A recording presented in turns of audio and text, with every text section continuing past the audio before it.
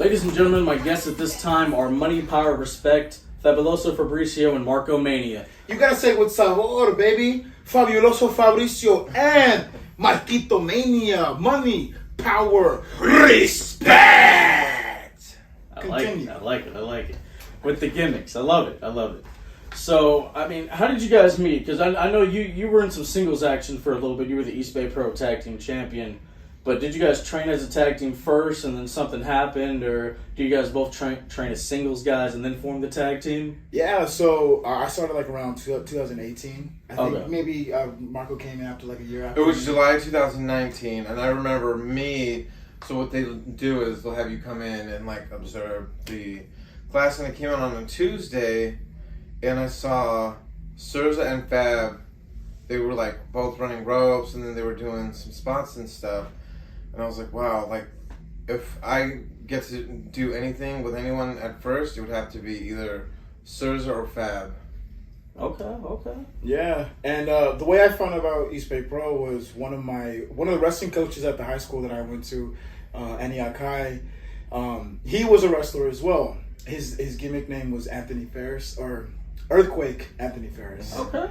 And he introduced me to one of the promoters that was starting up a new promotion, Devil Mountain Wrestling, in Pacheco. And eventually it would turn into East Bay Pro.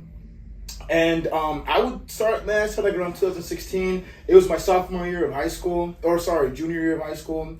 So like I knew what I wanted to do at that point. And so I was asking around like, hey, where do I go? And bam.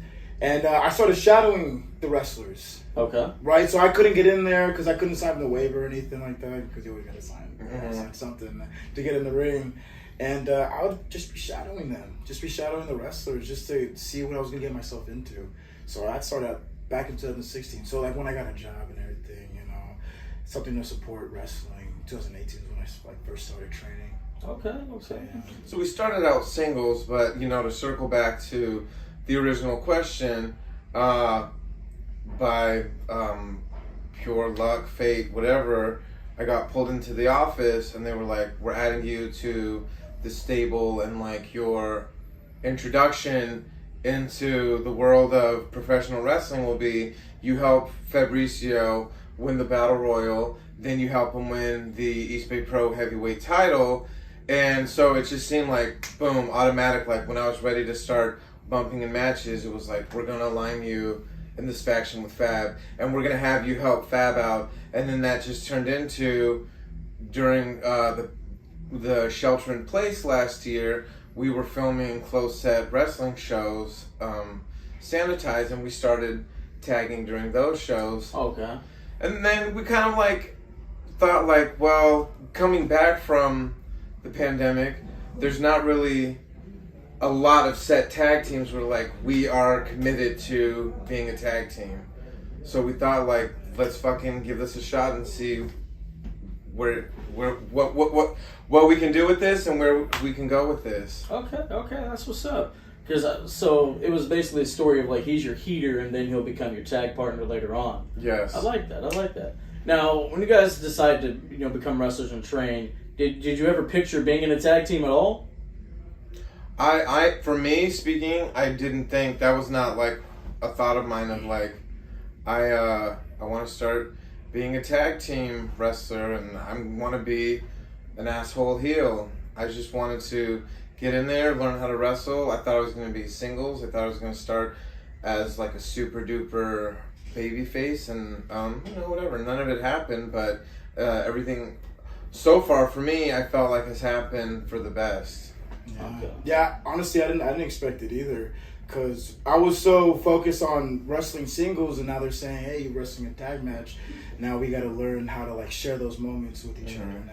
So, in singles wrestling, you have a lot of, individual moments with one particular person, but now you got to share those moments with your tag partner and the other two wrestlers, the other two competitors. All four have to shine, Exactly. And another plus is there's not as many bumps. Oh, yeah, that's true. Sometimes, it's an easy day off, Easy day at the office, that's like we like to say. Okay, Fab, you're going to be the guy, you're going to be the heat guy, I'll be the hot tag. There you go. That's what's up. That's what's Or it's like, hey, I took all the fucking shine last match. It's your turn now. And I was like, all right, you're right. I got it. I like it. I like it. So let's circle back to the training. I mean, I know you were an amateur wrestler, so you were an athlete, you know, when you were younger and growing up and stuff. Yeah. So like, how did you take like going in from that type of wrestling into this? I mean, was the cardio up and? Oh man, so both type of wrestlings are completely different. Oh yeah. You know, so they even told me too, like whatever you've learned, like even like for the first lockup, you know, I kept shooting in, I kept like lowering my level, but they told me in wrestling you gotta make everything larger in life. So anything that I learned in amateur wrestling, I gotta get out the window and I gotta start learning how to perform.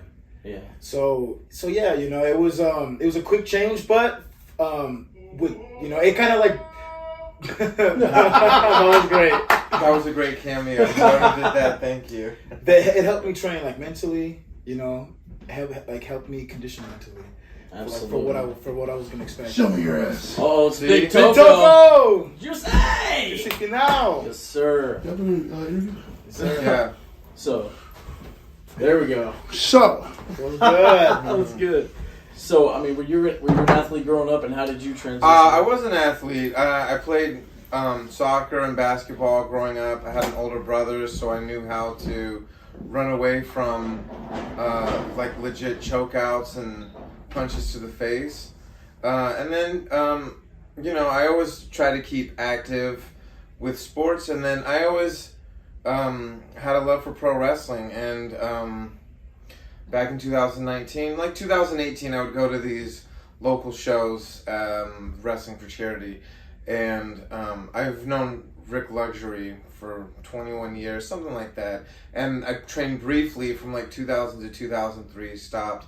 But I always kept in contact with Rick. And he started 2018. In 2019, he was like, you should come back and train, you should come back and train, you should come back and train. And finally, I was like, it's an hour never moment. And I was taking grappling classes and jiu-jitsu.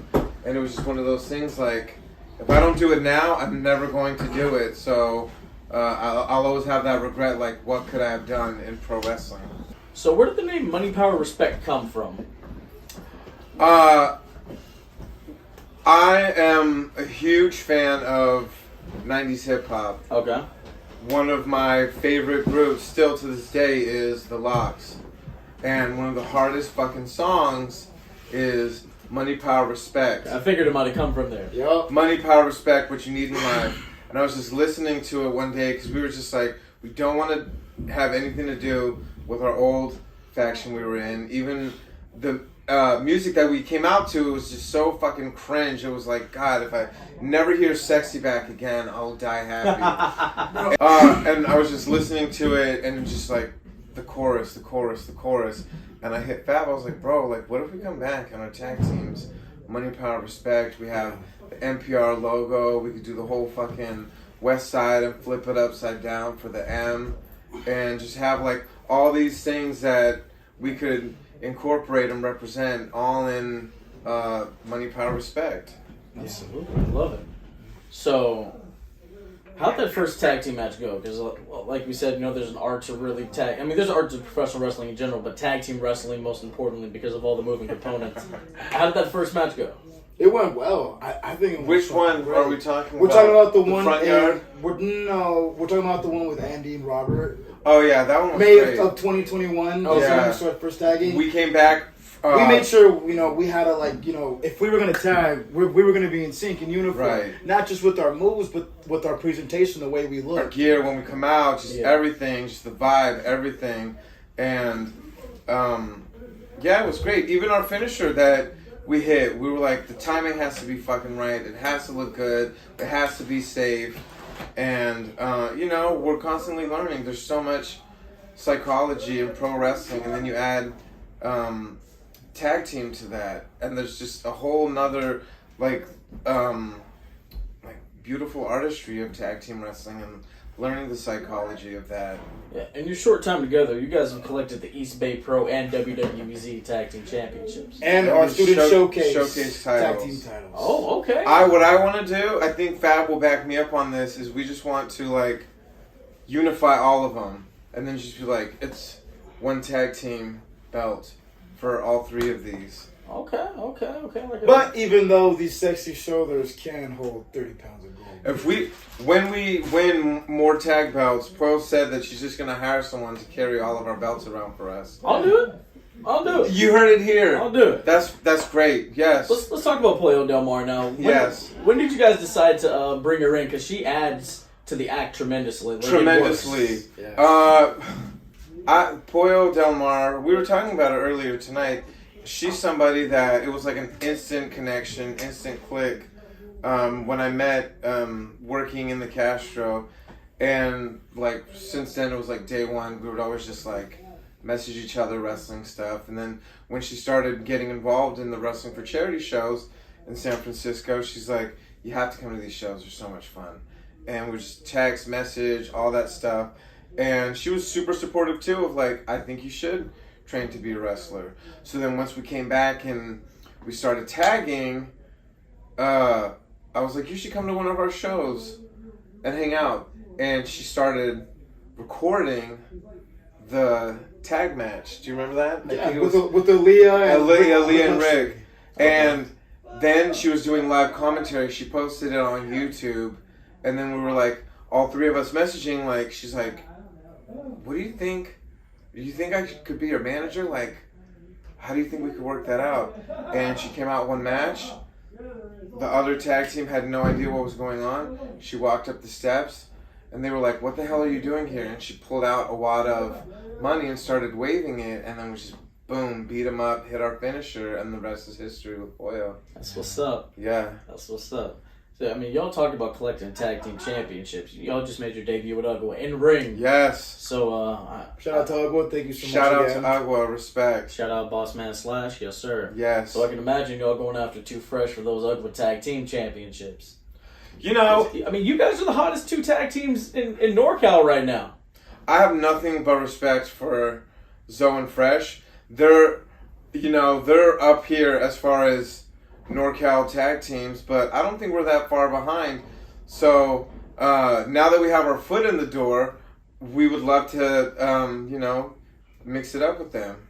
Yeah, I feel like we're getting more tag teams out there. You got Rogan, Kenny K with the Squad. Yeah. Because for a while, it was just like Pink Mink Inc. and then, obviously Reno Scum. Yes. But yeah, there are a lot of more tag teams popping up, so the competition's getting hot. Yeah. Yes, it is. For sure. It's getting hot, but we got the most momentum on our side. So. And we have the manager of champions, so you have to factor in when it's the 3 of us together, the odds are always going to be in our favor, no matter which other tag team's on the opposite end of the ring. Okay. Now we're going to get into the rapid fire portion of the interview. So, Marco, favorite tattoo?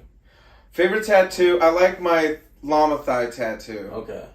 You just got a new one, correct? I do. I got this one last year. I got it outlined, and now I'm getting see it all Hold on. Let's colored make sure in. we see it. Here, I'm just going to stand up. There we go. Look at that. This is the llama one. This is like my...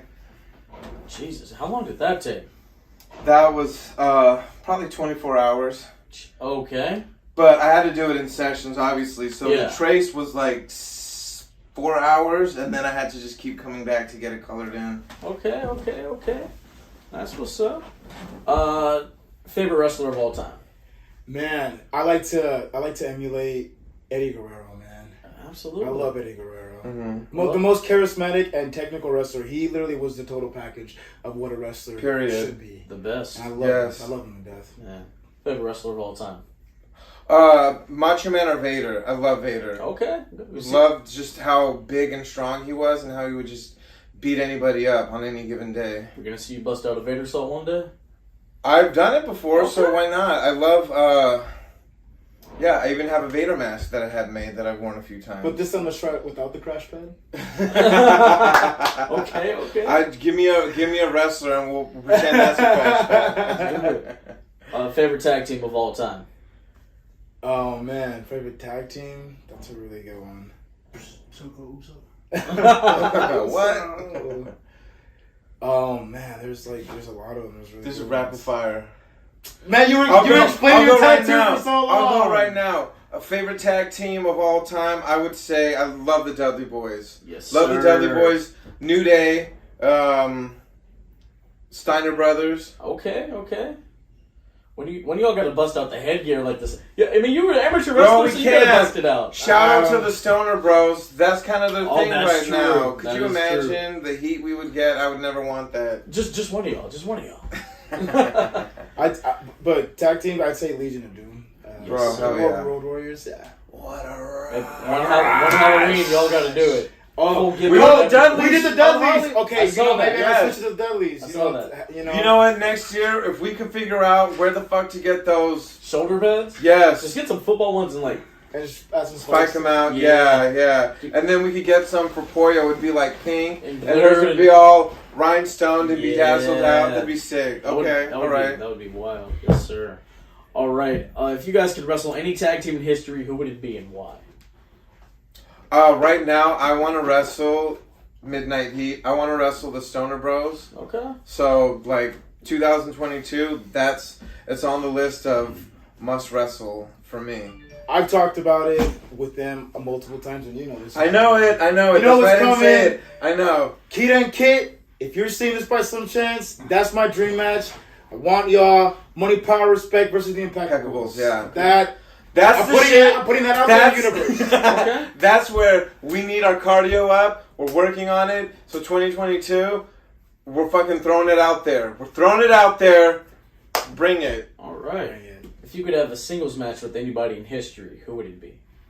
You probably Eddie, right? For you? Yeah, but I mean, I don't know. I feel like anybody in history. Anybody in history? Anybody. Ooh. You could say George Hackenschmidt. Mine would beat my ass, but it would be dope because I would probably have to throw legit strikes at him. Would be Stan Hansen. Oh my god. Yeah. That would be. He would that whoop be the dope. fuck out of me. I'm sure I would have a black eye, bruised up, whatever. But it'd be like, hey, let's fucking go. Okay. Man, you got me on that one. That's a really good one. Because there's a lot of wrestlers, you know. Just start rallying off, dude. Yes, yeah. Someone I'd say probably Shawn Michaels, man. Okay. Or Yeah. make it Great kitchen worker. up. Yeah. All right. Favorite artist or band?